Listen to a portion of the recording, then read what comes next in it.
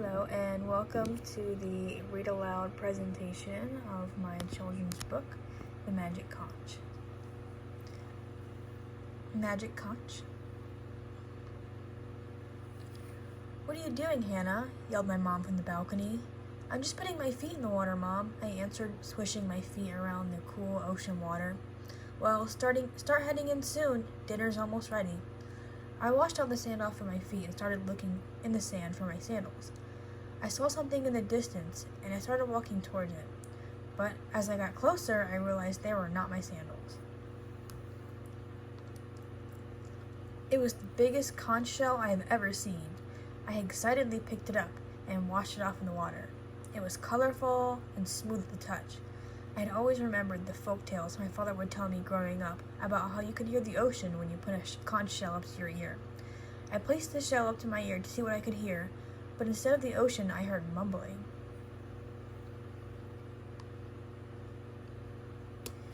It sounded like people were talking, but I couldn't quite understand them. I took the shell away from my ear and looked around for people. Nope, I was the only one on the beach. I put the shell back up to my ear and heard more mumbling. Confused, I talked to the conch as if it were a phone. "Hello, is anybody there?" No answer. I thought, I must be imagining this. Maybe I'm just hungry and I'm starting to hear things. I grabbed the conch in my sandals and ran back home for dinner.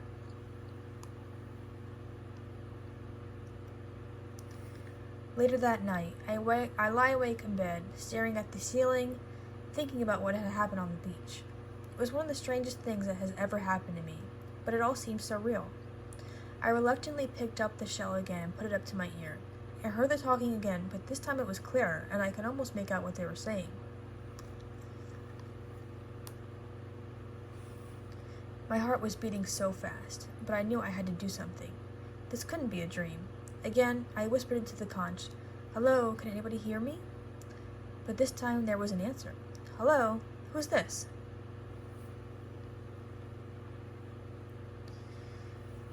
"This is Hannah. Who are you?" "This is Tishaw. Do I know you?" "No, you don't, and I don't know you. I just found this shell on the beach and put it up to my ear. I didn't think anyone was going to answer me." "The beach? What are you doing all the way up there for?" "And of course, I can hear you. This is kind of how shell phones work. I live on the beach, in a beach house in Oceanside. Where do you live?" "Wait, you live on the beach? How is that possible? Are you a human?" "Of course I am. What else would I be?" "I thought you were a mermaid. I've never talked to a human before. In fact, I don't think any of us here in Atlantis have talked to a human before." "Mermaids? Atlantis?" Yeah. I thought they were make-believe. Are you sure you're not just pranking me?" "No, I'm alive and real. We know about humans, but humans don't know about us." "But how can you know about humans if you've never been to the shore?" "Because of the pollution. Our city of Atlantis is covered in trash and debris from the human world. We have nowhere to put it since we're underwater, so it just piles up and makes the water quality terrible. Some days it's even hard to breathe." "Oh my goodness, that's terrible. I'm so sorry." "It's not your fault. You seem like a nice human. You probably don't go around littering on the shore." "No, I haven't. Some days my parents and I will even go out and pick up some of the trash on the beach for fun." "That's great," Tishaw said sadly. "I wish more people were like you. Then maybe we wouldn't have so many trash floating around and our city would be beautiful again." "Well, someone's got to do something. You can't keep living like this."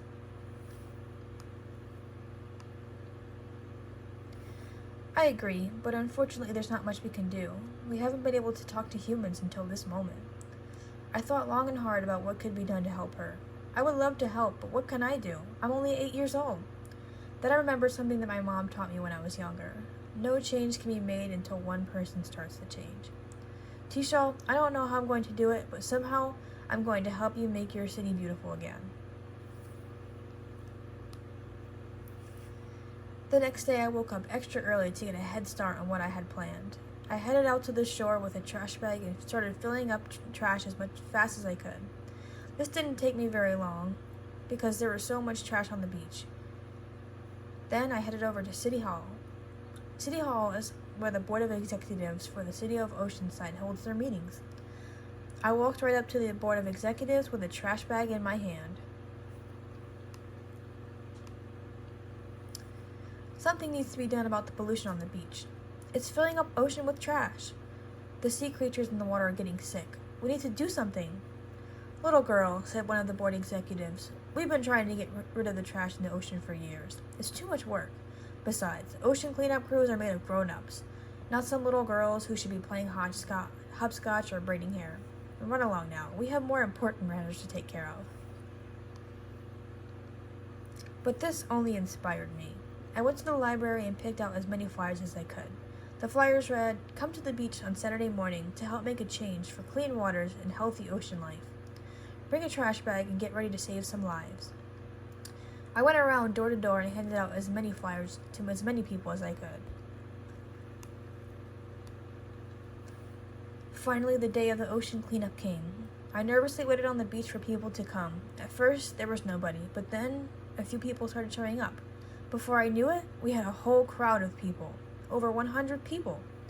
We instantly started picking up trash on the beach and went all the way down the entire beach of Oceanside. We filled over 200 bags of trash that day. That was the start of it all for me. It's been 15 years since that fateful day. I took that ambition and motivation that I received from T. Shaw and the ocean cleanup crew and turned it into my career. Now I'm the captain of the ocean cleanup crew of Oceanside, one of the biggest cleanup crews in the world. We go out on boats to collect trash from the ocean and from the shores every day. Together, we make a difference. In case you were wondering, I'm still friends with T. Shaw and we talk on the cell phone every day. And the city of Atlantis is beautiful once again. The end.